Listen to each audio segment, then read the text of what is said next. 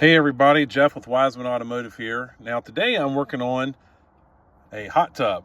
This is my hot tub. It is a Sundance, it's a Hamilton model, and the date on this is very important for the part that I'm replacing, which is where I found it right here. What's going on is, for the longest time, I would have a FL1 code pop up on my display, and but it would happen randomly. And now what's happening is my circuit breaker keeps tripping.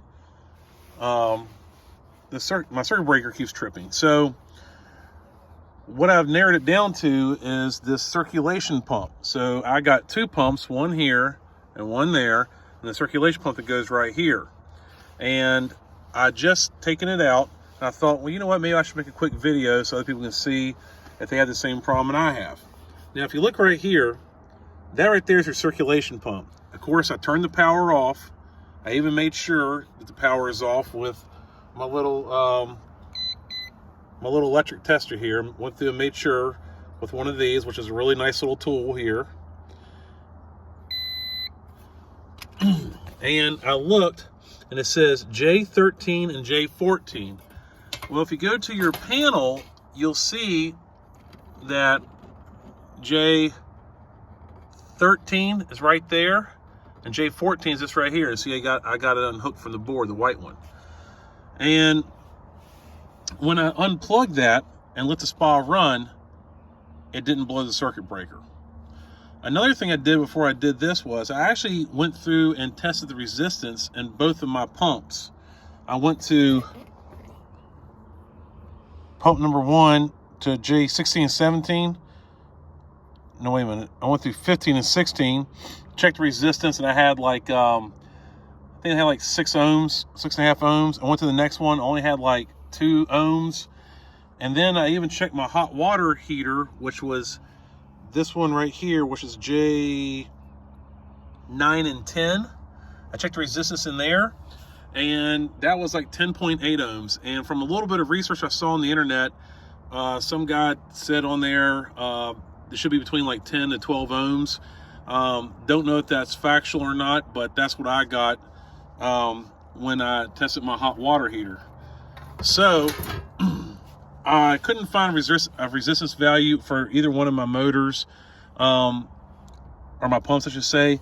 But my circulation pump, once I unplugged it, because it was actually tripping the circuit breaker within like 5 minutes now of it running. So once I unplugged my circulation pump and let it ran for hours and never tripped it. The circulation pump is tied in with the heater, and when this is running, it does what it says. It circulates the water, but it also is tied in with the heater. So when your hot tub falls below the temperature it needs to be, then it kicks on the circulation pump, kicks on the heater. So what I did to replace this, the tools I've used so far, was a 1/2-inch wrench. I needed a Phillips head screwdriver. This little tool that I was showing before that detects voltage. I needed a pair of needle nose.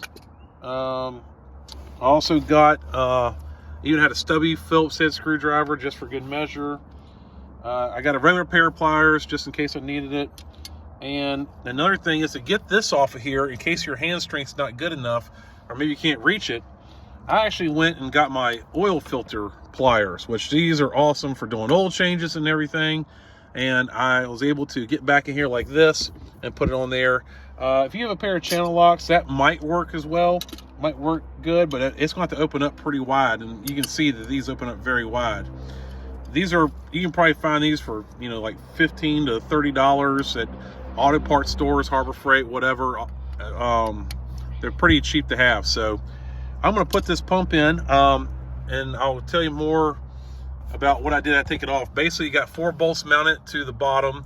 I had this strap here I had to take off. This is where your 1/2-inch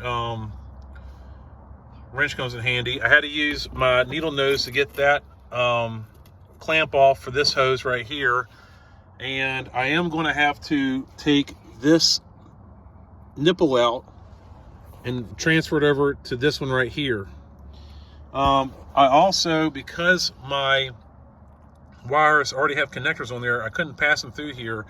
So I'm going to reuse this nipple here from the old one, and I'll put that into the new pump. And let me get this thing installed, and I'll come back to you and explain a few more things. Okay, so I've got the circulation pump reinstalled. Curiosity kind of got the better of me. So what I've done, I've got the old pump sitting here, and I got my red test lead here, my black test lead there, and I'm looking at my ohm meter here, checking resistance. Have about 43.9, call it 44 ohms resistance. Now, I don't know if that's in spec or not, but at least I know that's what the old one is. The new one, I take my J13 off here, my J14 off here, and I put my red one here. Remember, the power to this whole system is off, as I've stated before. Okay. And this one, 32.7. So the new one has about 10 ohms less resistance. So we'll see if this is going to work. Now, I don't know if I said this before, but I did have to drain the tub to do this job, because if not, I would have been just soaked in water. So now what I have to do is, after I get this all put back on, now I have to add water to the tub and let it heat up and check for leaks and all that stuff, and we'll go from there. Now, the way I checked the heater element, the way I checked the heater element was, I unplugged this wire right here. Of course, the power is off, and unplugged this wire, and I did the same thing. Connected these two clamps to it, put it to my resistance, and checked it. And like I said, I had about 10.8. I'm assuming that's good. And then when I checked my other pumps and stuff, I just went to those terminals and did the same thing. So, alrighty. Well, now it's time to fill her up, test for leaks, and I'll see you in a little bit. So another thing I did before I took this thing apart, I took a picture of where my wires go. So the black one goes to the neutral, the white one goes here, and there's a ground bolt that goes right here. For your green wire, that's where your green wire goes. So that's how I figured that out. I took a picture of my phone to make sure I wouldn't get confused or something like that. So you might want to do the same thing. All right, one last video real quick. It's the first 3 videos you saw to this hot tub series was done about a month ago. And I wanted to wait to do one final video, so that way I want to make sure that my hot tub was actually fixed before I put this out there on YouTube for you guys to view. So like I said, it's been about a month. My hot tub is doing great. I am back in love with it again. So that circulation pump was what was causing that random FL1 code. I haven't had that since I've replaced the circulation pump, so that fixed that. Also, one thing I didn't show is that it kept tripping my circuit breaker, and it finally burnt my circuit breaker up. So I had to go and run in the Lowe's, get a circuit breaker, put it in there, and since I replaced the circuit breaker and the circulation pump, everything's been fixed. So that random FL1 code was because of that circulation pump. And the circulation pump, like I said, was causing that circuit breaker to trip all the time. So I had to go down there in the box in my house and replace that. I did not show that. But like I said, it's been like 4 weeks. Everything's working great with it. I hope this video helped you out. Please like, subscribe, share this.